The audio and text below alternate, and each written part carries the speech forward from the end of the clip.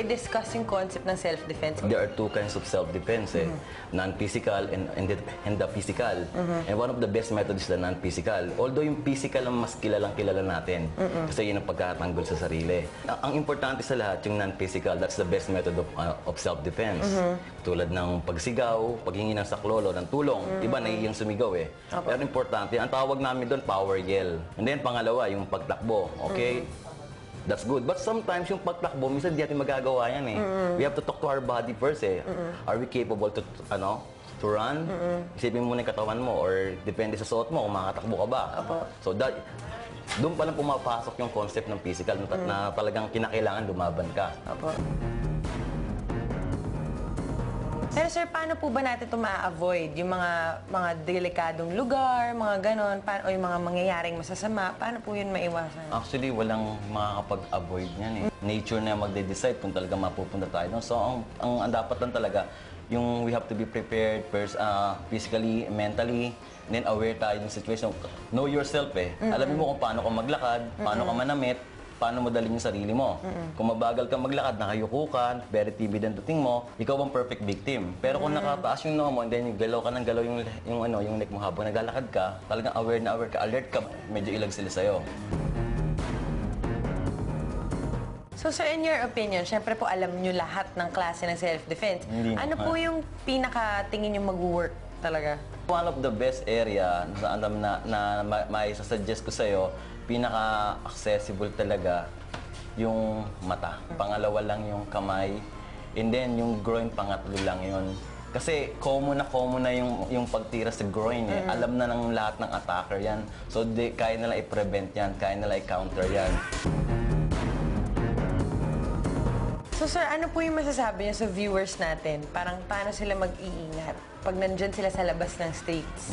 Well, ang dapat nilang gawin is first talaga yung kamalayan, yung awareness sa sarili nila, sa limitation nila, sa weakness nila. And of course, dapat alam din nila yung kanilang mga strong point. Pati yung yung lugar, yung surrounding. So dapat pagpunta mo doon, hindi lang yung tao titingnan mo, pati yung lugar. Kung saan ka dadaan, kung sino kausap mo, yung mga bagay na dapat nilang gawin. Okay guys, after finding out mula kay Sir Mau lahat ng insightful tips tsaka mga important things about urban violence and self-defense, it's now time na matutunan natin how to execute the simple yet very effective techniques na magagamit natin to protect ourselves.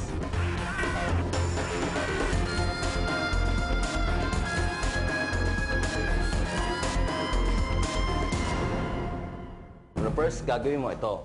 One, and then kung sakaling na-miss mo to, ito, gamitin mo na itong kabila. Ito, importante na cover. Para nasa boxing move to. Okay? If you know how to punch, much better. Pero, mas damaging talaga if you go for the eye.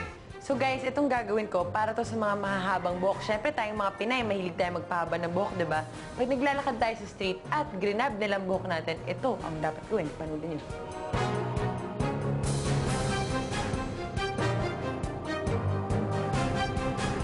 Ito, bali yung hinawakan kang double hand grab, okay?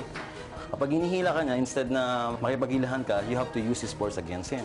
Pag nahawakan ka dito, ang gagawin mo dapat dito, a-attack mo yung kanyang ulnar, okay? Ulnar, dito niya. Diyan. Kahit na maano ka, kahit na girl, pwede yan. Basta importante, magkaroon ka ng angle dito, drop. Pwede mo siyang suntukin mo na lang yung diretso. Although sa iba, maraming ginagawa yan. May mga ganyan pa, mga paikot-ikot. Dito sa atin, diretso na lang. Back piece, or kaya naman, finger jab. Okay? Gigil ka, straight blast.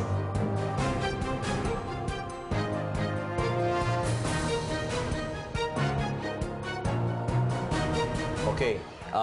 Ito, Mika, this is the example. Inakbayan ka bigla ng isang guy na hindi mo kilala, okay? Nung pag-akbay sa'yo, meron na siyang hawak sa, hinawakan ka na. So, iba na ngayon yan. So, ang gagawin mo ngayon, you have to release, do that hold. Yes, very good. The jerking hand, and then groin, and then eye jab, and then run. Okay?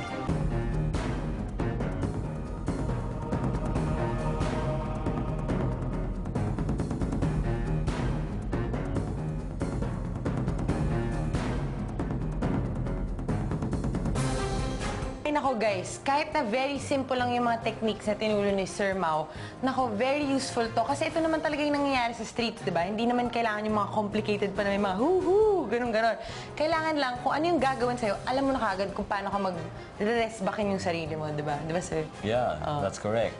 For example, so alam mo na, pag hinawakan ka, ginrab ka, paano kung if they have a weapon? Nako, paano nga Now, pala? you have to use an equalizer. Okay, there's an equalizer in your hand right now. So what you're going to do now, instead na pag tinutukan kita, ano ang pwede mong gawin? You have to stab me here. Dito po, Yeah, ganyan. medyo malakas para makita natin. Sige, go. Sige. Oops, very good. Because the hand, malakas ang ng nervous ng kamay. So yun ang gagawin mo. O yan guys, I'm sure madami na kayo natutunan kay Sir Mau at siguradong kayang-kaya nyo gawin yung mga self-defense moves na tinuro niya sa inyo.